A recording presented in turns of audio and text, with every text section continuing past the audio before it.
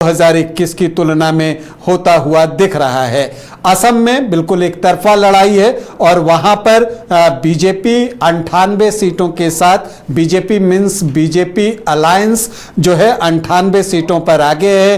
Congress lead alliance 26 सीटों पर आगे है और अदर्स 2 पर ये AIUDF की है जो कि 2 सीटों पर आगे है, बदरुद्दीन अजमल की पार्टी। इसके अलावा आप देखें तो तमिलनाडु में TVK 110 सीटों के साथ है। AIADMK जो है लगभग 70 सीटों के पास है, इनफैक्ट अभी 68 सीटें उसके पास है और DMK अलायंस के पास 54 से 56 सीटें जो है वो बनी हुई हैं।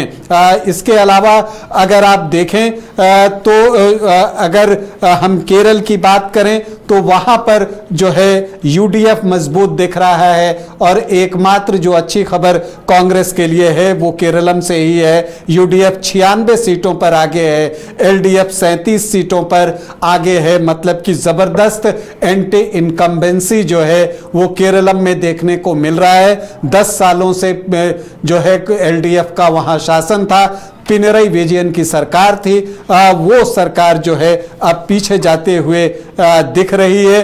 तो वहां पर ये स्थिति दिख रही है। पुडुचेरी में NDA को बढ़त अभी भी बनी हुई है और पुडुचेरी में जो है आप देखिएगा कि NDA और कांग्रेस लेड अलायंस के बीच मुकाबला जो है वो चल रहा है, लेकिन उस कांटे के मुकाबले में NDA को बढ़त दिख रही है। लेकिन जो मुख्य चीज है पश्चिम बंगाल की बात अगर वहां पर हम करें तो पश्चिम बंगाल में बीजेपी की बढ़त मजबूत हो गई है।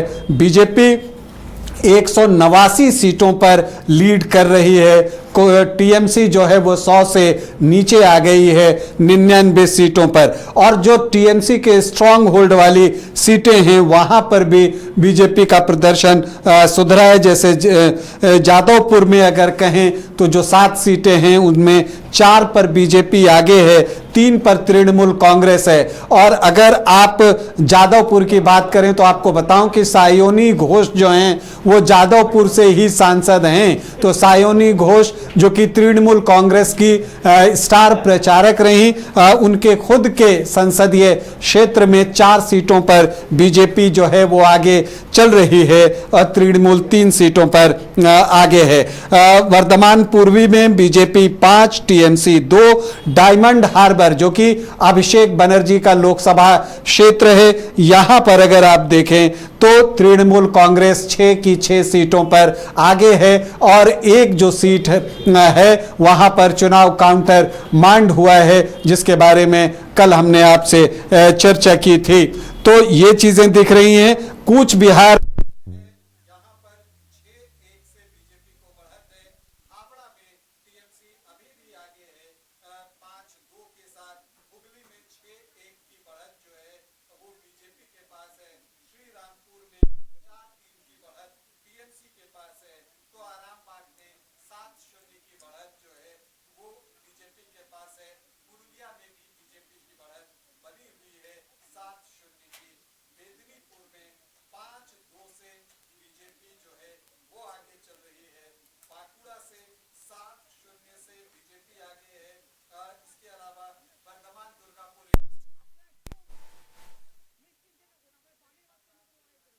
ऑलमोस्ट क्लीन स्वीप दिख रहा है और जो अल्पसंख्यक वोटर्स वाले इलाके थे, मामू जिसकी बात करते हैं हम, मालदा मुर्शिदाबाद वाले इलाके में, तो वहां पर अल्पसंख्यक वोटरों में थोड़ा बंटवारा दिख रहा है। कांग्रेस ने वोट अपनी तरफ खींचे हैं, हुमायूं कबीर की पार्टी को वोट आए हैं, ISF को वोट आया है और उसका नुकसान भी TMC को उठाना पड़ा है नवीन।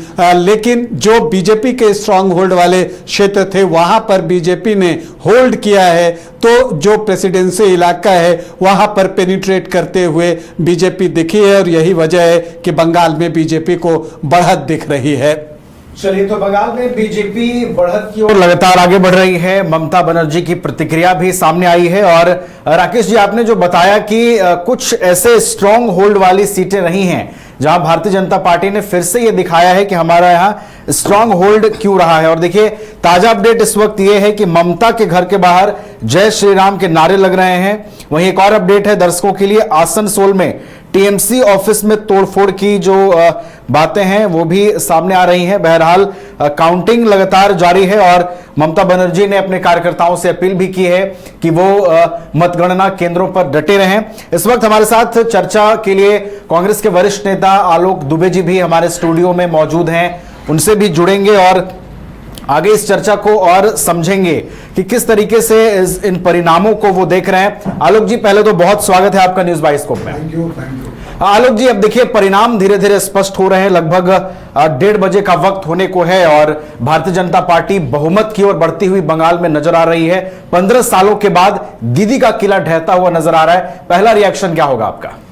देखिए, मैं तो थोड़ा देर से व्यस्तता की वजह से, लेकिन जो आप आंकड़े दे रहे हैं कि किला ढहता हुआ आ रहा है, तो जनादेश का हर कोई सम्मान करेगा जी। और हम भी सम्मान करेंगे। अब कितना वक्त लगेगा परिणाम आने में, पांचों प्रदेशों के धीरे धीरे रुझान आ रहे हैं, स्थितियां स्पष्ट हो रही हैं।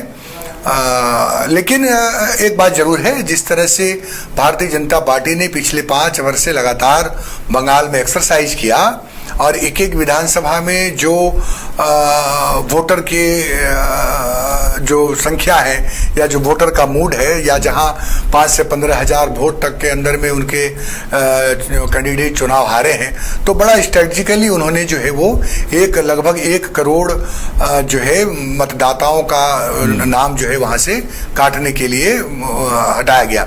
मैं दूसरे कहीं एक जगह और चैनल बैठा हुआ था, तो मैंने बीजेपी के प्रवक्ता से, उन्होंने कहा कि नहीं, जो है वो किसी को यहाँ पर इजाजत नहीं दी जा सकती है, वो राशन ले लेते हैं, आधार कार्ड, पैन कार्ड, घुसपैठिया। तो मुझे बड़ा आश्चर्य हुआ कि क्या 1 करोड़ लोग जो है वो घुसपैठिए थे बंगाल के अंदर में? जो 1 करोड़ अगर लोग घुसपैठिए थे जिनका वोट काटा, जिनका नाम हटाया गया, तो ये तो लानत है बीजेपी के ऊपर में, केंद्र की सरकार के ऊपर में। नहीं, कि 1 करोड़ सारे मृत वोटर भी थे। हाँ, बहुत सारे होंगे कुछ वोटर भी, लेकिन ज्यादातर जो है वो यही था कि झारखंड से घुसपैठिया निकला, बंगाल बिहार गया, बिहार से फिर निकल करके आसाम गया और आसाम से घुस करके बंगाल गया। लेकिन बीजेपी तो इस पर कहती है कि ये पूरी तरीके से संवैधानिक प्रक्रिया है और जितने भी नाम कटे हैं उसका वेरिफिकेशन के साथ वो नाम कटे हैं। एकदम सही। वो नाम क्यों कटने चाहिए? एकदम सही सवाल आपने किया है कि जनगणना की प्रक्रिया, SIR की प्रक्रिया, मतदाता पुनरीक्षण, ये हमेशा देश में होता रहा है, ये कोई नया नहीं हो रहा है। लेकिन ये पहला मौका है जब ये सवाल उठ रहे हैं, क्योंकि माननीय सुप्रीम कोर्ट ने भी ज्ञानेश जी जो चुनाव आयोग है उनके ऊपर में तल्ख टिप्पणियां की थी।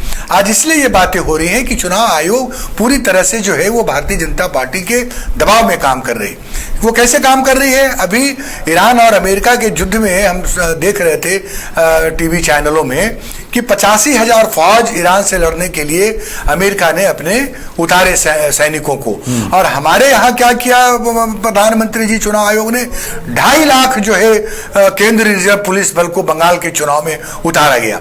तो ये आप सोच सकते हैं कि एक विश्व युद्ध के स्थिति में वहां 85,000 और यहाँ 2.5 लाख जो है वो उतारे जा रहे हैं। तो और आप एक चीज मानिएगा, खुद बीजेपी के लोग कहते हैं, पूरे देश के अंदर में चर्चा होती है कि बीजेपी चुनाव को लेकर के 24 घंटे 365 दिन मोड में रहती है और वो एक्सरसाइज करती है। 67 विधानसभा सीटों पर बंगाल में उसने वो चिन्हित किया कि वहां कितने मतदाता है जो हम 5,000 वोट से आ रहे हैं और उसको कैसे हम अपने अगले चुनाव में उसको शामिल कर सकते हैं। तो उस पर एक स्ट्रेटेजिकली वो काम करती है। राजनीतिक पार्टी को तो तैयार रहना ही चाहिए। ना, वो तैयार नहीं है। वो तैयार हमारे राजनीतिक पार्टी के दौर में कि हम वहां 20 साल के बाद, 21 साल के बाद में झंडा लेके उतरे। आप कह सकते हैं कि आप तो वहां खाता भी नहीं खोल पाए, हम जरूर खाता नहीं खोल पाए, लेकिन हम भविष्य को देख करके चुनाव लड़ रहे थे। हम 20 साल के बाद, 21 साल के बाद वहां चुनाव लड़ने गए थे। 200 जो लोग कहते थे कहां कैंडिडेट कहां, हम 294 सीटों पर पूरी ताकत के साथ वहां पर चुनाव लड़े।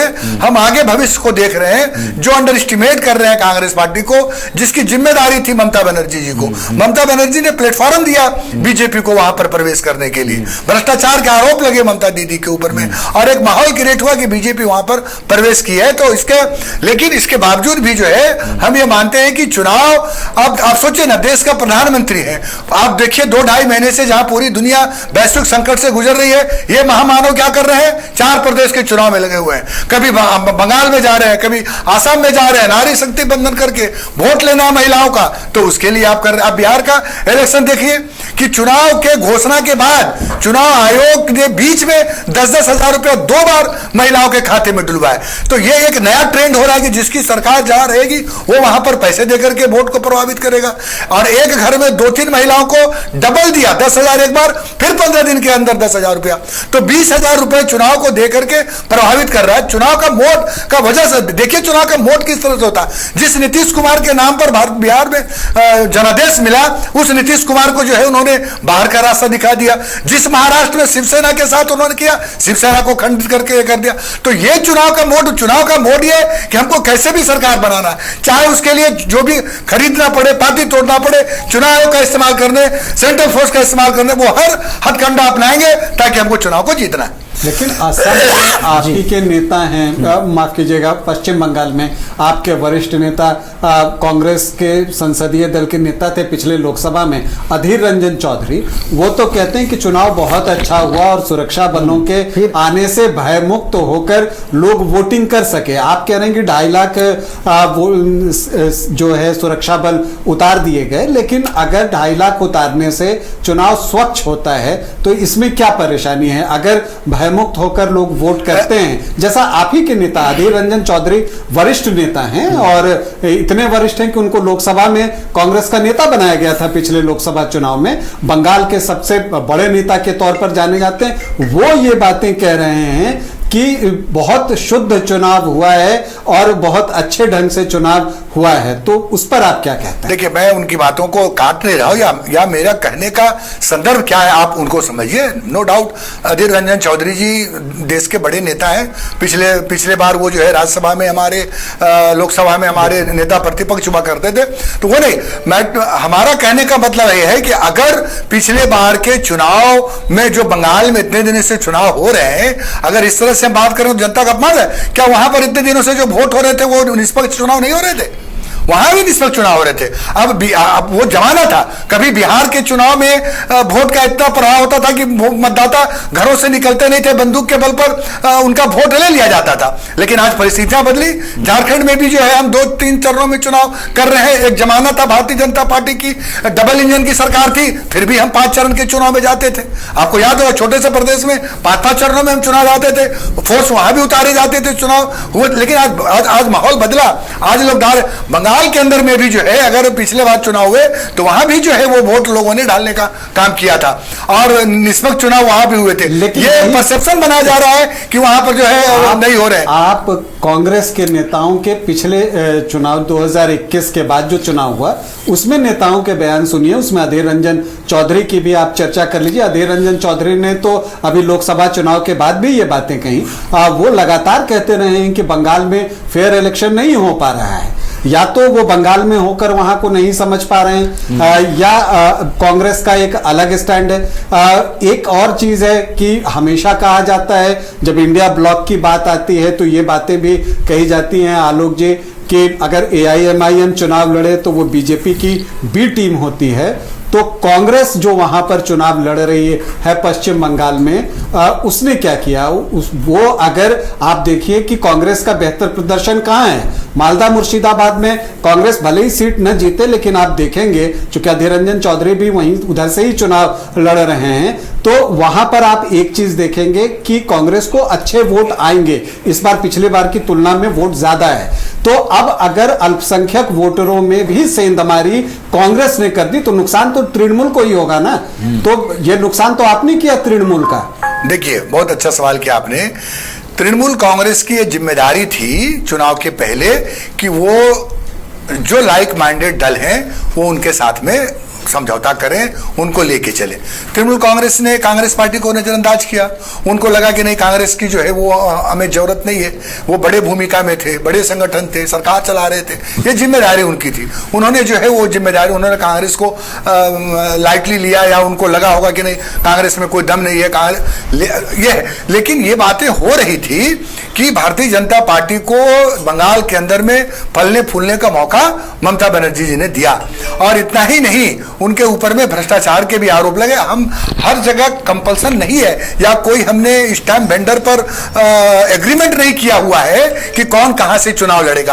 अब आम आदमी पार्टी है, आम आदमी पार्टी, अरविंद केजरीवाल, ये लोग तो सब लोग बीजेपी मिलकर के एक साजिश रचा था कि देश के अंदर में शीला दीक्षित को दिल्ली में नहीं हटाया जा सकता था, मनमोहन सिंह बीजेपी नहीं हटा सकते थे। लेकिन इसलिए अरविंद केजरीवाल के साथ तो आप लोकसभा मैं आ रहा हूं आपके साथ, हम्म। मैं आपके आ रहा हूं, उस वहीं पर आ रहा हूं। तो इन लोगों ने एक कंस्पिरेसी किया, कंस्पिरेसी करके कांग्रेस को नुकसान पहुंचाया, वहां से हटाया।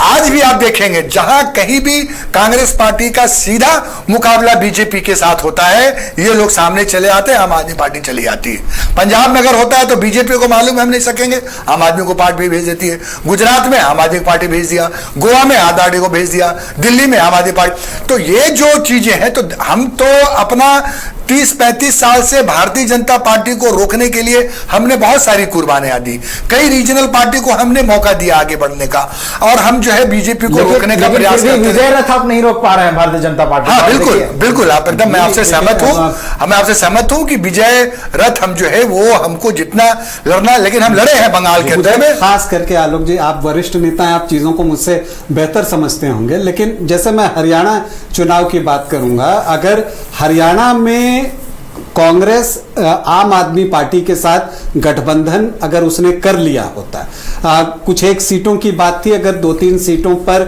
आप अधिक दे देते, क्योंकि उस वोट बहुत आम आदमी पार्टी को ज्यादा नहीं आया है, लेकिन उसने आपको कुछ सीटों पर, 5-7 सीटों पर डेंट कर दिया। इस वजह से हरियाणा में कांग्रेस की सरकार नहीं आ पाई। और ठीक यही स्थिति दिल्ली विधानसभा चुनाव में आप देखेंगे कि कांग्रेस ने कम से कम 12 से 14 सीटों पर इतने वोट लाए, जो जहां पर आम आदमी पार्टी जितने वोट से हारी है उससे ज्यादा वोट कांग्रेस को आए। तो एक जो इंडिया ब्लॉक के अंदर जो आपसी खींचतान है, वो भी कई जगह पर जो है उसकी हार का कारण बनता है। अभी असम में आप देख लीजिए, असम चुनाव के मैं अभी जेएमएम के आंकड़े निकाल कर देख रहा था, कई सीटों, कुछ सीटों पर तो वो दूसरे स्थान पर है। अब अगर वहां पर भी, अगर असम में कांग्रेस के खिलाफ जेएमएम चुनाव लड़ रहा है, तो अगर एक गठबंधन हो जाता तो मुझे लगता है कुछ सीटें तो बढ़ती, या आप उस स्थिति में पहुंच जाते जहां पर कि मुकाबला जो है बिल्कुल कांटे का होता और उसमें जीत किसी को भी मिल सकती थी। तो मुझे लगता है कि इंडिया ब्लॉक के अंदर जो है गठबंधन के जो सहयोगी हैं उनके बीच जो एक सामंजस्य होना चाहिए, या जो एक अंडरस्टैंडिंग होनी चाहिए थे। जेएमएम को बिहार में एक भी सीट नहीं दी गई, वो एक बात निकल कर आई, वहां से वो रूठ गए, अब वो हर जगह अलग लड़ रहे हैं। आपके सहयोगी हैं यहां पर, लेकिन बंगाल में उन्होंने जाकर तृणमूल कांग्रेस का प्रचार किया। तो ये जो एक स्थिति है, ये बीजेपी को क्या और ज्यादा अवसर नहीं दे रही है कि वो आगे बढ़ती रहे? देखिए, आपने सही सवाल किया है। मैंने आपको पहले ही कहा कि किसी के लिए कोई एग्रीमेंट पेपर पर हमने साइन नहीं किया है, न हमारे गठबंधन के सहयोगियों ने साइन किया है। आप कांग्रेस पार्टी हमेशा रीजनल क्षेत्रीय दलों को आगे लाने का काम किया। आपने जो बिहार का सबसे पहले उदाहरण दिया है, तो बिहार में बड़े भाई की भूमिका में तेजस्वी यादव जी थे। अब कुछ सीटें वहां पर भी उनको मिल रहा था, लेकिन वहां पर हम छोटे भाई की भूमिका में, सब में तो बड़े भाई थे। हाँ बिल्कुल, ठीक। आप लोग को, मीडिया को बड़ा मजा आता है इस सब चीजों में, फिर भी मैं आपको जवाब देता हूं। असम के बड़े भाई की भूमिका में हमारे असम के प्रभारी भंवर जितेंद्र सिंह, असम प्रदेश कांग्रेस कमेटी के अध्यक्ष गोगोई साहब, उसके बाद हमारे के राजू जी, ये सब लोग गए थे जाकर के हेमंत सोरेन जी से मुलाकात किया और उनसे अनुरोध किया कि हम लोग जो है मिलकर के लड़ेंगे। कुछ सीटें भी उनको ऑफर दी गई, लेकिन हम यहाँ झारखंड के अंदर में गठबंधन में है और पूरी ताकत के साथ गठबंधन है। आने वाले 10-20 वर्षों तक हम गठबंधन में साथ में है। लेकिन आसाम में कोई उनका अपना राजनीतिक उद्देश्य था कि वो उस राजनीतिक उद्देश्य करने के लिए, इसलिए ये नहीं है कि जो है वो कमजोर, हमारा कोई कमजोर गठबंधन था। बीजे देखिए, जब आदमी जीतता है ना तो उसकी सब चीजें अच्छी लगती है। हम लोगों ने नहीं देखा क्या रामविलास पासवान के जनशक्ति पार्टी में चचा भतीजा में मारा पीटी हो गया, चचा भतीजा में बीजेपी ने वहां झगड़ा लगवा दिया। नीतीश कुमार के जनादेश मिला वहां पर, और आज वहां बिहार के तमाम नेता, बिहार की जनता अपने आप को ठगा महसूस कर रही है। नीतीश कुमार को वहां से हटा करके बीजेपी ने वो जो है वो शासन सम्राट चौधरी को बैठा दिया। आप महाराष्ट्र इसका उदाहरण है, किस तरह से उन्होंने वहां तोड़ करके संगठन को तार तार किया और अपनी सरकार दोबारा में उनको मुख्यमंत्री मिला। वो नहीं, जब उनकी चल गई तो उनका जो है वो हर बातें लोगों को अच्छी लग रही है। अगर आज हमारा नहीं चल रहा है तो आज सब लोगों की ये बात है। लेकिन जो है गठबंधन में हम थोड़ी सब चीज का जो है बीजेपी को रोकने का, बीजेपी को रोकना है तो कांग्रेस पार्टी ही रोक सकती है। बाद बाकी सब ये लोग AIM बीजेपी की पार्टी है, इससे कोई इनकार नहीं कर सकती है।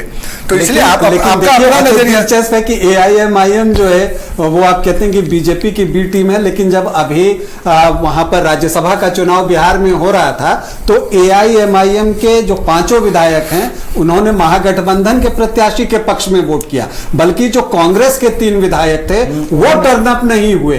जो RJD के विधायक थे वो भी अल्पसंख्यक वर्ग के, वो टर्न अप नहीं हुए। उनके अपने रीजन थे, उन्होंने बताया जो RJD वाले हैं कि उनकी मां बीमार थी। तो वहां पर तो जो महागठबंधन के प्रत्याशी को वोट नहीं मिला वो ड्यू टू कांग्रेस और RJD नहीं मिला। AIM ने तो महागठबंधन के प्रत्याशी को वहां पर वोट किया है। जब तेलंगाना में अभी चुनाव हो रहा था तो AIM प्रत्याशी ने वहां पर आपके प्रत्याशी को मदद की, उस चुनाव में भी उन्होंने समर्थन की घोषणा की है। तो जब भी ऐसा होता है और आप उनको बी टीम कहते हैं जबकि आप ही के विधायक हैं, वो कई बार जो है उस मौके पर अनुपस्थित रहे। अब उनकी अपनी वजह होगी, आप लोगों ने एक्सप्लेनेशन कॉल किया था, लेकिन क्या हुआ इसका जवाब नहीं आया। बिहार में तो अब तक आपके विधायक दल का नेता का भी चयन नहीं हो पाया कांग्रेस के।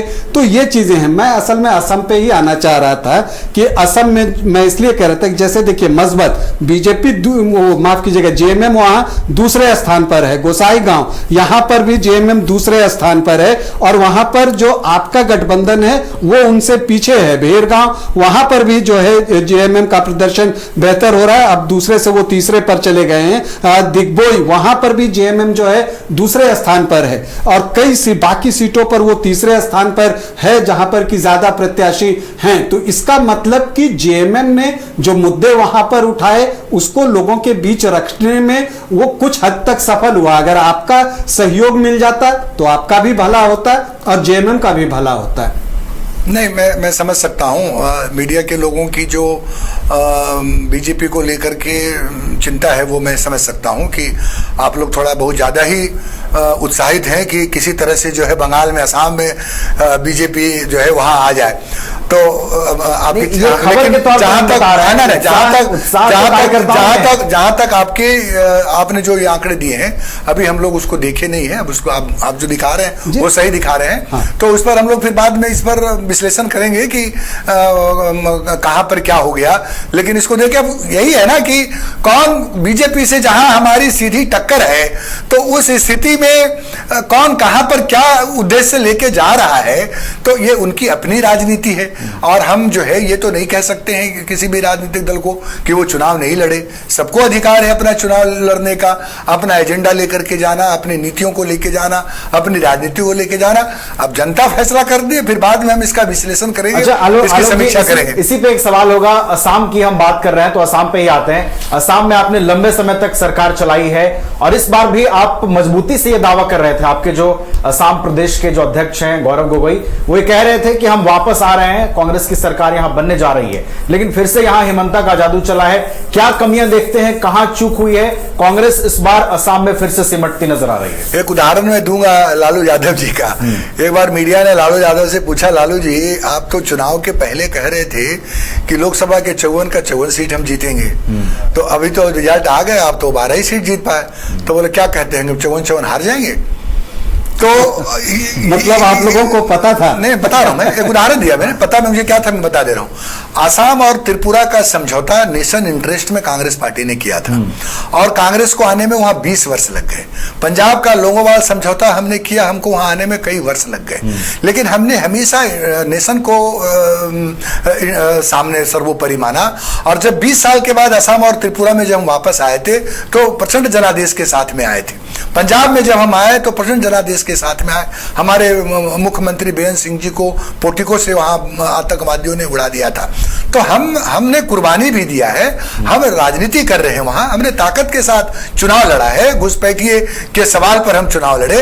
लेकिन जो देश के असल मुद्दे थे, देश का मुद्दा था महंगाई, देश का मुद्दा था बेरोजगारी, देश की मुद्दा थी अर्थव्यवस्था, देश का मुद्दा था रुपये का गिरता अवमूल्यन, देश का मुद्दा था कि हर एक साल हर दिन जो है वो 60 एनसीआरबी की रिपोर्ट में प्रतिदिन 60 दुष्कर्म की घटनाओं का एफआईआर हो रहे। ये मुद्दे नहीं है देश के अंदर में।